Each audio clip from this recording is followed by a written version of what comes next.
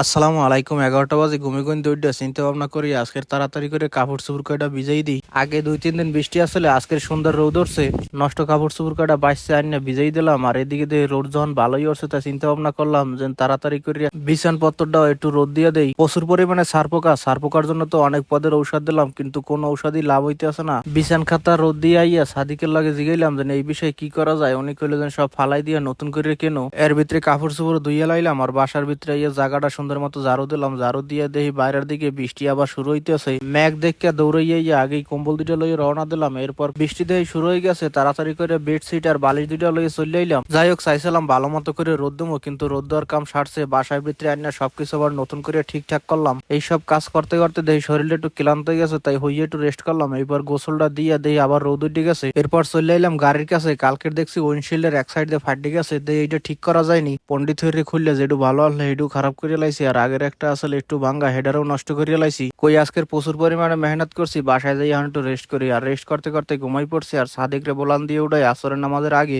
নামাজটা পড়ে সবাই ডিসাইড করলো আজকের একটু বুট মুড়ি দিয়ে ইফতারি করবো সবাই মিললে। এরপর সবকিছু যাইয়ে হোটেল থেকে কিনে আনলাম।